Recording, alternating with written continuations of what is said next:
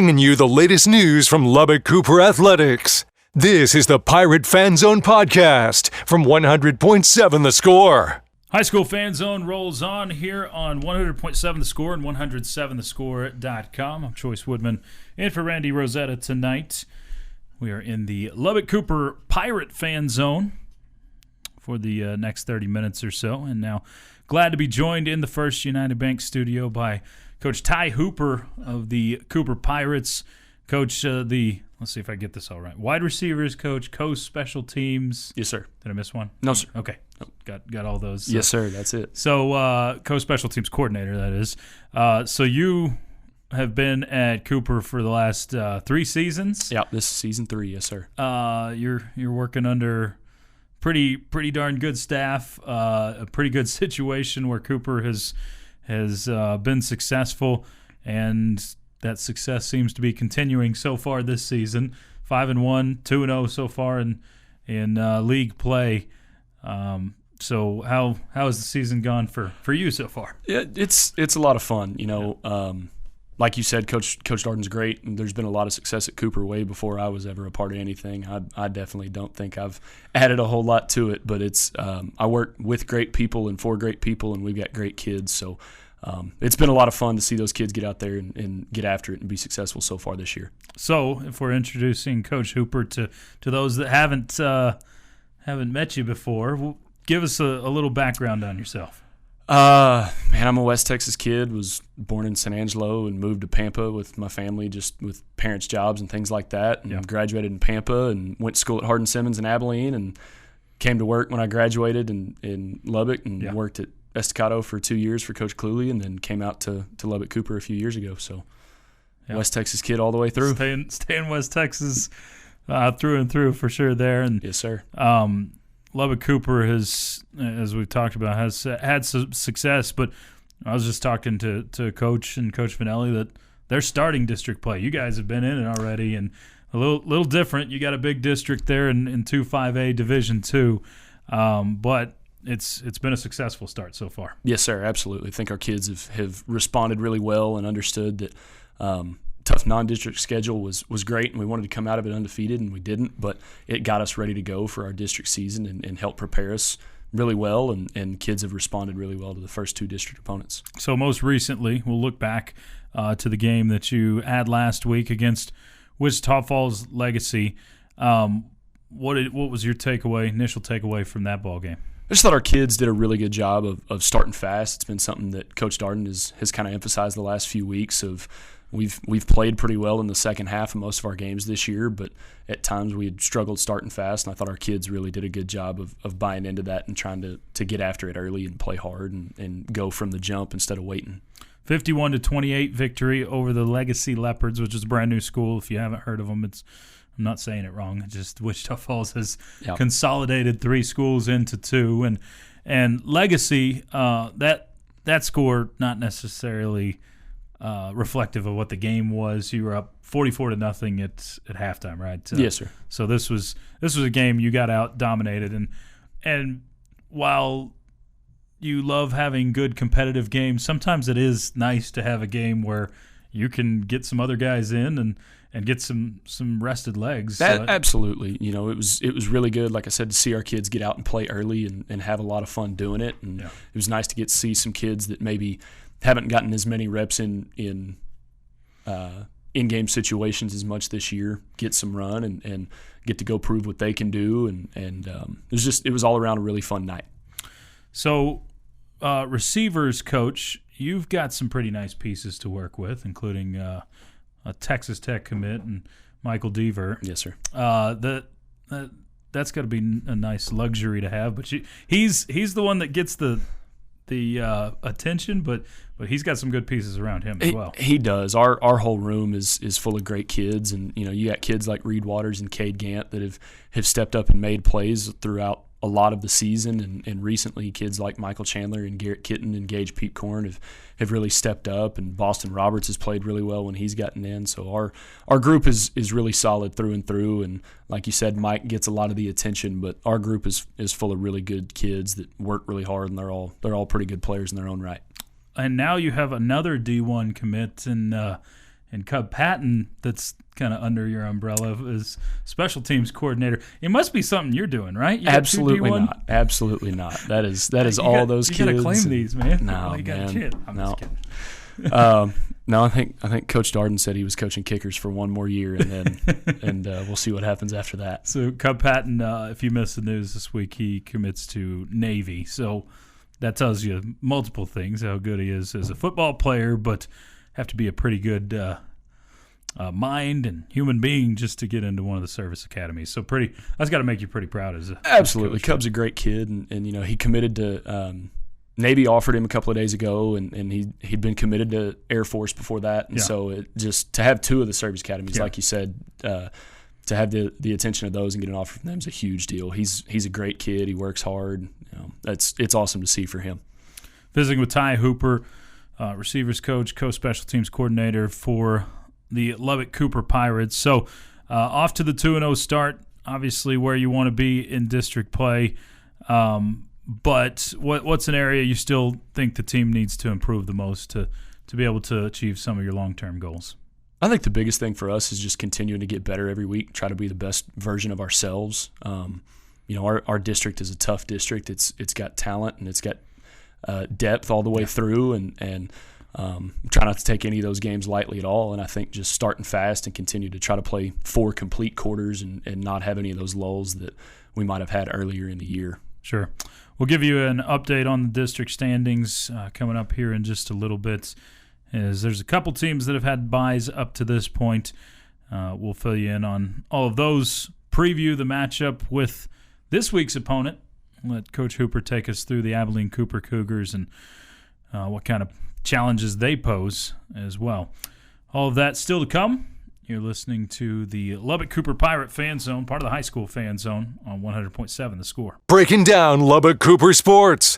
This is the Pirate Fan Zone podcast from 100.7 The Score. Thrilled to be part of your Wednesday night. Thanks for joining us. It is the Pirate Fan Zone here on 100.7 The Score and 107thescore.com. 2-0 Cooper Pirates. Visiting with Coach Ty Hooper of the Lubbock Cooper football team. We've covered some territory so far, Coach. Looking at the district itself, the district standings, you were telling me, not necessarily indicative of what the teams actually look like, but in District 2-5A, Division 2, Cooper and Wichita Falls Memorial and Abeline Wiley all sitting at 2-0 right now. Memorial's 5-1, Wiley's 4-1. Paladuro and Plainview are both 0-1 at the moment, and Abeline Cooper and Wichita Falls Legacy both at 0-2. Legacy hasn't won a game up to this point, but Abeline Cooper's 1-5 for the season, but they're not necessarily the same 0-2 that Wichita Falls Legacy is, right? I think Legacy's kind of dealt with some injuries and things that have hurt them a little bit. I think Abeline Cooper is one of the best 1-5 teams maybe that I've ever looked at on film. Those coaches do a great job with their kids. They play really hard. They're well coached. You can see it on film.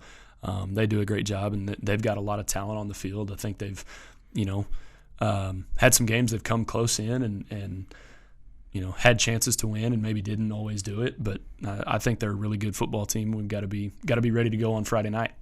Yeah, this is a Abeline Cooper team that's normally, you put some cliches on teams or there's some, I guess, resumes that precede teams, and Cooper's known as a athletic football team. They usually have a lot of speed out there, and they're one that can make you pay if you're not very disciplined. So absolutely. Is that the same case for what you've seen on film with this team? I think so.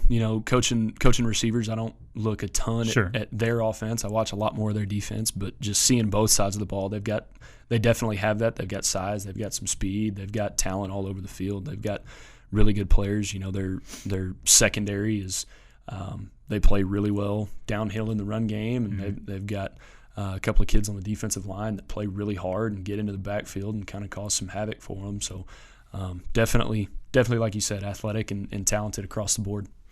Now, this may not be a good question because your team just took care of business against a team with an 0-5 record. But how do you keep guys from, it used to be newspaper clippings, now it's social media. Right.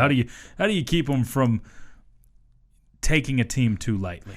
I think it's big on us as coaches of making sure that we take each week in stride and every week's a new week, every day's a new day, and it's we're working to be 1-0 at the end of that day, and then stack 3 or 4 days like that together and try to be 1-0 at the end of Friday night when that scoreboard hits 0. And I think trying to keep your kids focused in on that mindset of continuing to improve and focus on the one in front of you and not anything else that you have done or that you want to do, and be present in the moment is the biggest thing with that. Do you feel like so far in practice this week you've seen that out of your team? I do. I feel like our kids have been really locked into the game plan and bouncing around, a lot of energy, and excited to play at home and in front of our home crowd. And I think it's going to be a lot of fun. Yeah, that's the other thing. You only get so many games in a season. You only have 10 of these guaranteed in a season, and even less than that as far as home games go. So got to cherish those and take advantage of those opportunities. Other games going on this week within the district, week 7, you got Wichita Falls Legacy at Plainview, and then Paladuro at Abeline Wiley. And we're so used to seeing 6-team districts all over the place, or even 5-team districts in some places. But this is one of those districts that, with more teams, there's less room for error. So you've got to take care of business, and if you slip up, then some of those later goals, like winning district or being the 1 seed in the playoffs, can go away pretty quickly. Absolutely, and it's we've seen it the last couple of years when we were in Division I, the district with the Amarillo schools and Abilene High and us, and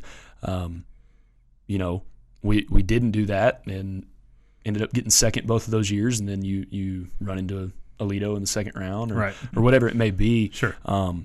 Like you said, the more teams you have, and especially in a district like ours where there's a lot of talent and we've got a lot of well-coached teams that can all play some really good football, you got to handle business each week to set yourself up for the most success. We'll continue to look ahead, get a couple of keys to the game from Coach Hooper. Coming up next is the Cooper Pirate Fan Zone. Continues on 100.7 The Score. Bringing you the latest news from Lubbock Cooper Athletics. This is the Pirate Fan Zone podcast from 100.7 The Score. Happy to be part of your Wednesday. Thanks for hanging out with us tonight. It is the High School Fan Zone on 100.7 The Score and 107thescore.com. The Cooper Pirate Fan Zone right now will have the Liberty Patriot Fan Zone coming your way here in about 10 minutes or so. Coach Joe Sexton will be in the First United Bank studio, but right now we're visiting with Ty Hooper, the wide receivers coach, as well as the special teams coordinator there for the Cooper Pirates. So we're looking ahead a little bit to Abeline Cooper in Friday night's game. We looked at them as a whole, but when you're looking at your units in particular, what do you need to see out of your unit on Friday night? I think the biggest thing for us is starting fast and not trying to play catch up in the second half. I said earlier we've played really well in the second half of most of our games this year. I just think that for us as an offense, we can get some stuff going early. I think that's kind of the key for us to get some momentum building, and then I think just being the more physical team. I think more often than not, if we can play harder and be more physical, that bodes really well for us as an offense and as a team. So I think trying to go do those things, start fast and be physical and play fast early is kind of what will help keep us rolling. And you do have a team that's 1-5 like Abeline Cooper. Some of the times the worst thing you can do is instill any confidence in them. Let them feel that confidence, and that can be a dangerous thing. No doubt. And they're a team that's absolutely good enough to beat anybody in our district. They're well coached, they got talent, they play hard. They do a good job over there. So we definitely need to be on our A game and come out ready to play on Friday night. Visiting with Coach Ty Hooper of the Lubbock Cooper Pirates. When you look at what your team has done so far, obviously you've got your bigger goals ahead, but Michael Deaver in particular, I just talked about him getting all the attention. I'm going to give him some more attention. that kid is just fun to watch, right? I mean, he's one that can make a coach look good. He does it every day with me because some of the things he can do, there's just not any coaching it. That kid is special. Yeah, he's been a lot of fun, but obviously it takes a pretty good quarterback to be able to distribute the ball to your receivers, and they've got to be appreciative of that. Absolutely, and our quarterback Ryan Rodriguez he's a junior this year. He started all last season as a sophomore, and we talk all the time as coaches that a lot of times you see the biggest jumps from game 1 to game 2, and I think in terms of experience and especially at the quarterback position, going from year 1 to year 2 in a new offense, we made some changes that we all had to adjust to last year, and improving in that and just being settled in those big game moments, you definitely see Ryan's maturity taking over and just the experience. And he's a fantastic player at quarterback for us and does a great job operating the offense. So we've heard a couple of those goals that you put out before the season, not necessarily put out, but internal goals of wanting to win the district and even go undefeated in district play. But I look at this district, and that's got to help you when you start to play teams like an Aledo or like some of the tougher teams that you're going to face in the second and third rounds of the playoffs. It may be tough as you're going through this district, but this seems like one that can really help prep you for some of those games down the road. Absolutely, and I think that's what when Coach Darden built the schedule for the year, starting the year with Lovejoy and keeping Coronado and Tascosa and Friendship on the schedule, I think that the whole goal for non-district was to try to help prep us for district play, and then our district, we've got to go make it happen. It's not a foregone conclusion for us to go make the playoffs. We need to go make that happen every week, and then hopefully by playing really well in district play that we do get ready for some of those bigger opponents. Our region in 5A Division II is pretty loaded with talent, and there's good teams top to bottom across the region, and we'd like to think we're one of them, but we got to go prove it each and every week. So the game coming up on Friday night will be the Lubbock Cooper Pirates hosting the Abeline Cooper Cougars to prove who's the best Cooper. That will be right here on your home for Pirate football on 100.7 The Score. You'll be able to find that game starting at 6:30 with a 7 o'clock kickoff. Coach Hooper, appreciate the time. Thanks for coming in with us, and good luck on Friday. Awesome. Thank you guys so much. Absolutely. That's Coach Ty Hooper. It's been the Lubbock Cooper Pirate Fan Zone. Hang around. We'll visit with Coach Joe Sexton next for the Liberty Patriots right here on 100.7 The Score.